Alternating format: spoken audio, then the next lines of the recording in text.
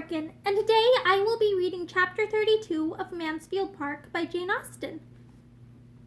Fanny had by no means forgotten Mr. Crawford when she awoke the next morning, but she remembered the purport of her note, and was not less sanguine as to its effect than she had been the night before. If Mr. Crawford would but go away, that was what she most earnestly desired. Go and take his sister with him, as he was to do, and as he returned to Mansfield on purpose to do. And why it was not done already, she could not devise, for Miss Crawford certainly wanted no delay. Fanny had hoped, in the course of his yesterday's visit, to hear the day named, but he had only spoken of their journey as what would take place ere long. Having so satisfactorily settled the conviction her note would convey, she could not but be astonished to see Mr. Crawford, as she accidentally did, coming up to the house again, and at an hour as early as the day before. His coming might have nothing to do with her, but she must avoid seeing him if possible, and being then in her way upstairs, she resolved there to remain during the whole of his visit, unless actually sent for. And as Mrs. Norris was still in the house, there seemed little danger of her being wanted. She sat some time in a great deal of agitation, listening, trembling, and fearing to be sent for every moment. But as no footsteps approached the east room, she grew gradually composed, could sit down, and be able to employ herself, and able to hope that Mr. Crawford had come, and would go without her being obliged to know anything of the matter. Nearly half an hour had passed, and she was growing very comfortable, when suddenly the sound of a step in regular approach was heard, a heavy step, an unusual step in that part of the house. It was her uncle's. She knew it as well as his voice. She had trembled at it as often, and began to tremble again, at the idea of his coming up to speak to her, whatever might be the subject. It was indeed Sir Thomas, who opened the door, and asked if she were there, and if he might come in. The terror of his former occasional visits to that room seemed all renewed, and she felt as if he were going to examine her again in French and English. She was all attention, however, in placing a chair for him, and trying to appear honored, and in her agitation had quite overlooked the deficiencies of her apartment, till he, stopping short as he entered, said with much surprise, "Why have you no fire today?" There was snow on the ground, and she was sitting in a shawl. She hesitated. "I am not cold, sir. I never sit here long at this time of year." "But you have a fire in general?" "No, sir." "How comes this about? Here must be some mistake. I understood that you had the use of this room by way of making you perfectly comfortable. In your bedchamber I know you cannot have a fire. Here is some great misapprehension which must be rectified. It is highly unfit for you to sit, be it only half an hour a day, without a fire. You are not strong. You are chilly. Your aunt cannot be aware of this." Fanny would rather have been silent, but being obliged to speak, she could not forbear, in justice to the aunt she loved best, from saying something in which the words, "My Aunt Norris," were distinguishable. "I understand," cried her uncle, recollecting himself, and not wanting to hear more. "I understand. Your Aunt Norris has always been an advocate, and very judiciously, for young people's being brought up without unnecessary indulgences. But there should be moderation in everything. She is also very hardy herself, which of course will influence her in her opinions of the wants of others. And on another account, too, I can perfectly comprehend. I know what her sentiments have always been.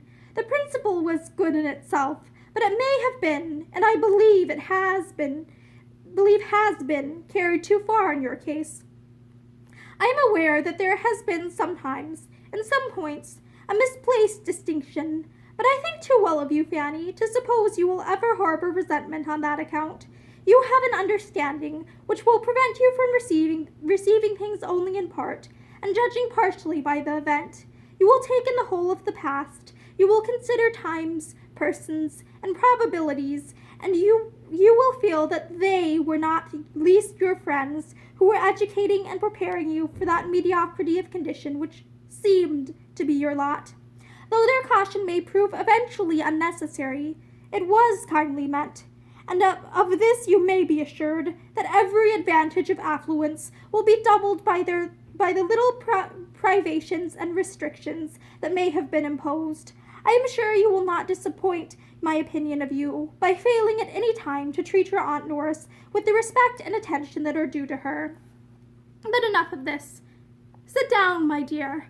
I must speak to you for a few minutes, but I will not detain you long." Fanny obeyed, with eyes cast down and color rising. After a moment's pause, Sir Thomas, trying to suppress a smile, went on. "You are not aware, perhaps, that I have had a visitor this morning. I had not been long in my own room, after breakfast, when Mr. Crawford was shown in. His errand you may probably conjecture." Fanny's color grew deeper and deeper, and her uncle, perceiving that she was embarrassed to a degree that made either speaking or looking up quite impossible, turned away his own eyes, and without any farther pause, proceeded in his account of Mr. Crawford's visit. Mr. Crawford's business had been to declare himself the lover of Fanny, make decided proposals for her, and entreat the sanction of the uncle, who seemed to stand in the place of her parents, and he had done it all so well, so openly, so liberally, so properly, that Sir Thomas, feeling, moreover, his own replies, and his own remarks to have been very much to the purpose, was exceedingly happy to give the particulars of their conversation, and, little aware of what was passing in his niece's mind, conceived that by such details he must be gratifying her far more than himself. He talked, therefore, for several minutes without Fanny's daring to interrupt him.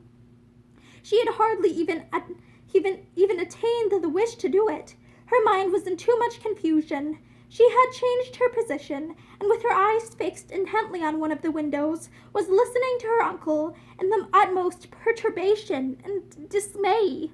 For a moment he ceased, but she had barely become conscious of it, when, rising from his chair, he said, "And now, Fanny, having performed one part of my commission, and shown you everything placed on a basis the most assured and satisfactory, I may execute the remainder by prevailing on you to accompany me downstairs, where, though I cannot but presume on having been no unacceptable companion myself, I must submit to your finding one still better worth listening to. Mr. Crawford, as you have perhaps foreseen, is yet in the house. He is in my room, and hoping to see you there." There was a look, a start, an exclamation, on hearing this, which astonished Sir Thomas. But what was his increase of astonishment on hearing her exclaim, "Oh, no, sir, I cannot. Indeed, I cannot go down to him. Mr. Crawford ought to know. He must know that. I told him enough yesterday to convince him. He spoke to me on this subject yesterday, and I told him without disguise that it was very disagreeable to me, and quite out of my power to return his good opinion." "I do not catch your meaning," said Sir Thomas, sitting down again. "Out of your power to return his good opinion? What is all this? I know he spoke to you yesterday, and, as far as I understand, received as much encouragement to proceed as a well-judging young woman could permit herself to give. I was very much pleased with what I collected to have been your behavior on the occasion. It showed a discretion highly to be commended. But now, when he has made his overtures so properly and honorably, what are your scruples now?"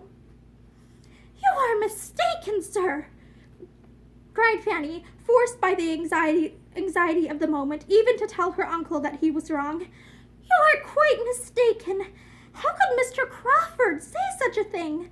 I gave him no encouragement yesterday. On the contrary, I told him, I cannot recollect my exact words, but I am sure that I told him that I would not listen to him, that it was very unpleasant to me in every respect, and that I begged him never to talk to me in that manner again. I am sure I said as much as that and more, and I should have said still more, if I had been quite certain of his meaning anything seriously, but I did not like to be. I could not bear to be, imputing more than might be intended. I thought it might all pass for nothing with him." She could say no more. Her breath was almost gone. "Am I to understand," said Sir Thomas, after a few moments' silence, "that you mean to refuse Mr. Crawford?" "Yes, sir." "Refuse him?" "Yes, sir." "Refuse Mr. Crawford? Upon what Really, for what reason? I cannot like him, sir, well enough to marry him. This is very strange, said Sir Thomas in a voice of calm displeasure. There is something in this which my comprehension does not reach. Here is a young man wishing to pay his addresses to you, with everything to recommend him, not merely situation in life, fortune, and character, but with more than common agreeableness, with address and conversation pleasing to everybody. And he is not an acquaintance of today. You have now known him some time. His sister, moreover, is your intimate friend, and he has been doing that for your brother, which I should suppose would have been almost sufficient recommendation to you, had there been no other. It is very uncertain when my interest might have got William on. He has done it already. Yes, said Fanny, in a faint voice, and looking down with fresh shame, and she did feel almost ashamed of herself, after such a picture as her uncle had drawn, for not liking Mr. Crawford.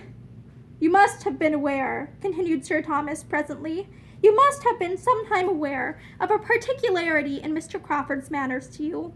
This cannot have taken you by surprise. You must have observed his attentions, and though you always received them very properly, I have no accusation to make on that head. I never perceived them to be unpleasant to you. I am half inclined to think, Fanny, that you do not quite know your own feelings.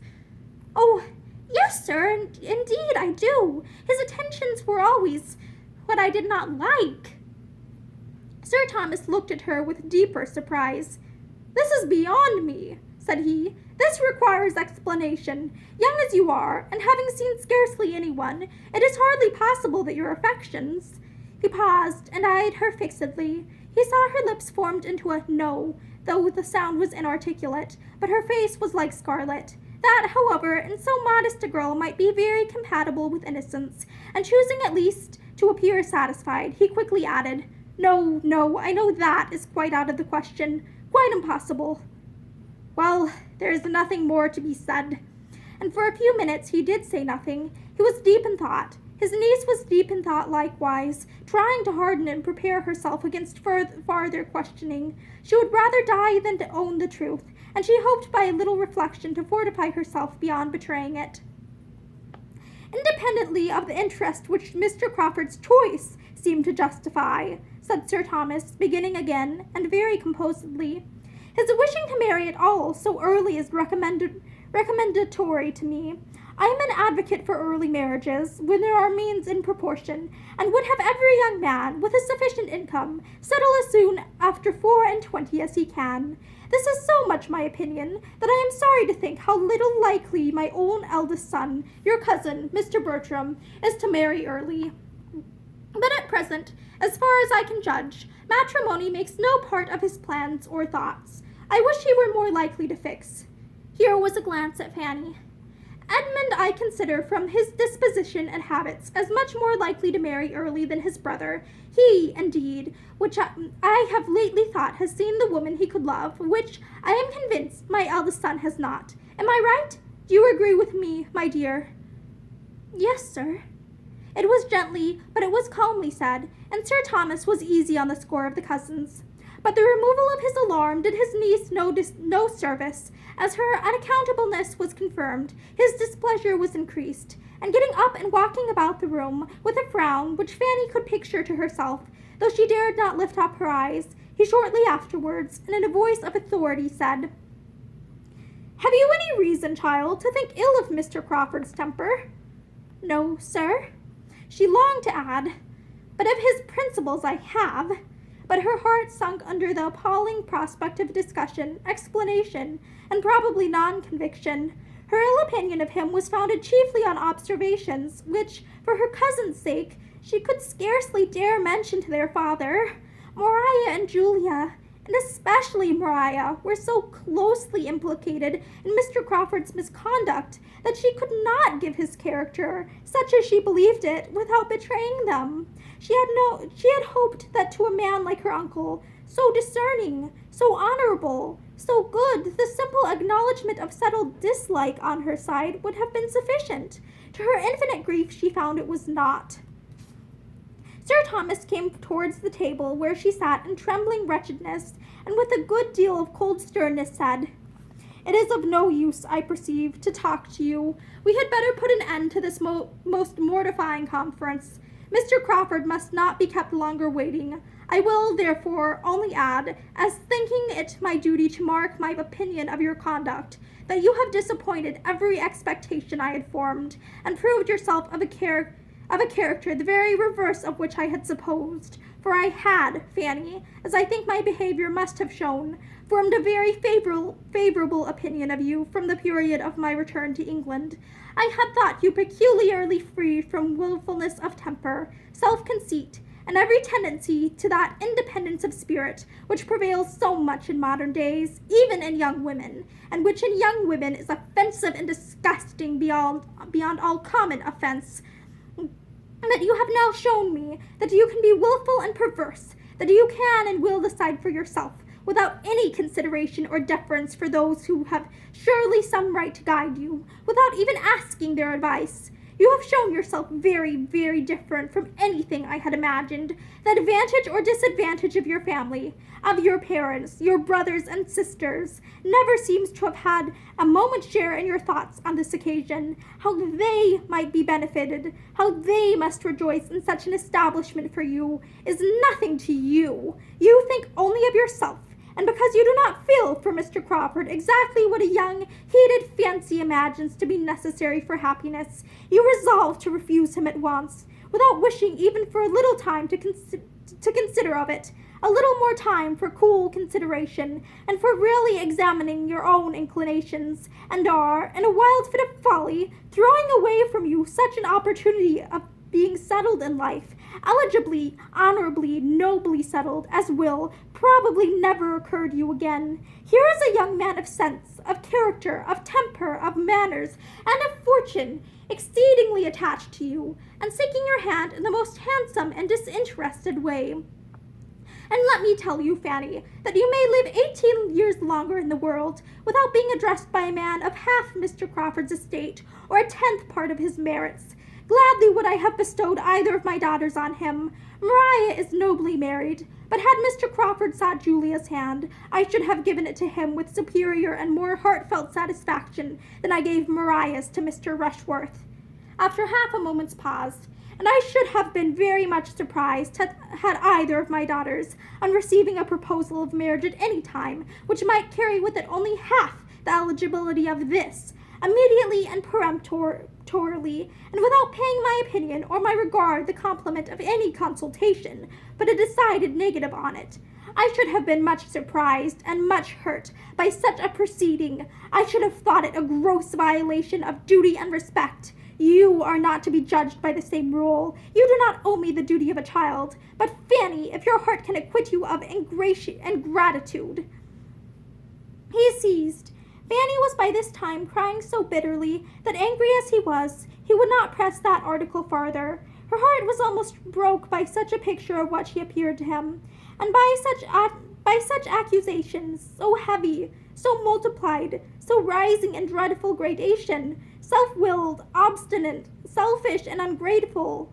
He thought her all this. She had deceived his expectations. She had lost his good opinion. What was to become of her? "I am very sorry," said she inarticulately through her tears. "I am very sorry indeed." "Sorry? Yes, I hope you are sorry, and you will probably have reason to be long sorry for this day's transactions." "If it were possible for me to do otherwise," said she with another strong effort, "but I am so perfectly convinced that I could never make him happy, and that I should be miserable myself." Another burst of tears, but in spite of that burst, and in spite of that great black word miserable, which served to introduce it, Sir Thomas began to think a little relenting, a little change of inclination, might have something to do with it, and to augur favorably from the personal entreaty of the young man himself. He knew her to be very timid and exceedingly nervous, and thought it not improbable that her mind might be in such a state as a little time, a little pressing, a little patience, and a little impatience, a judicious mixture of all on the lover's side, might work their usual effect on. If the gentleman would but persevere, if he had but love enough to persevere, Sir Thomas began to have hopes, and these reflections having passed across his mind and cheered it, "Well," said he, in a tone of becoming gravity, but of less anger. "Well, child, dry up your tears. There is no use in these tears. They can do no good. You must now come downstairs with me. Mr. Crawford has been kept waiting too long already. You must give him your own answer. We cannot expect him to be satisfied with less, and you only can explain to him the grounds of that misconception of your sentiments, which, unfortunately for himself, he certainly has imbibed. I am totally unequal to it." But Fanny showed such reluctance, such misery at the idea of going down to him, that Sir Thomas, after a little consideration, judged it better to indulge her. His hopes from both gentleman and lady suffered a small depression in consequence, but when he looked at his niece, and saw the state of feature and complexion which her crying had brought her into, he thought there might be as much lost as gained by an immediate interview. With a few words, therefore, of no particular meaning, he walked off by himself, leaving his poor niece to sit and cry over what had passed, with very wretched feelings. Her mind was all disorder. The past, present, future, everything was terrible. But her uncle's anger gave her the severest pain of all. Selfish and ungrateful, to have appeared so to him. She was miserable forever. She had no one to take her part, to counsel, or speak for her. Her only friend was absent. He might have softened his father, but all, perhaps all, would think her selfish and ungrateful. She might have to endure the reproach again and again. She might hear it, or see it, or know it to exist forever in every connection about her. She could not but feel some resentment against Mr. Crawford. Yet, if he really loved her, and were unhappy too, it was all wretchedness together. In about a quarter of an hour her uncle returned. She was almost ready to faint at the sight of him. He spoke calmly, however, without austerity, without reproach, and she revived a little. There was comfort, too, in his words, as well as his manner, for he began with, "Mr. Crawford is gone. He has just left me. I need not repeat what has passed. I do not want to add to anything you may now be feeling, by an account of what he has felt. Suffice it that he has behaved in the most gentlemanlike and generous manner, and has confirmed me in a most favorable opinion of his understanding, heart, and temper. Upon my representation of what you were suffering, he immediately, and with the greatest delicacy, ceased to urge to see you for the present." Here Fanny, who had looked up, looked down again. "Of course," continued her uncle, "it cannot be supposed but that he should request to speak with you alone, be it only for 5 minutes. A request too natural, a claim too just to be denied. But there is no time fixed, perhaps tomorrow, or whenever your spirits are composed enough. For the present, you have only to tranquilize yourself. Check these tears, they do but exhaust you. If, as I am willing to suppose, you wish to show me any observance, you will not give way to these emotions, but endeavor to reason yourself into a stronger frame of mind. I advise you to go out. The air will do you good. Go out for an hour on the gravel, and you will have the shrubbery to yourself, and will be the better for air and exercise. And Fanny," turning back again for a moment, "I shall make no mention below of what has passed. I shall not even tell your Aunt Bertram. There is no occasion for spreading the disappointment. Say nothing about it yourself." This was an order to be most joyfully obeyed.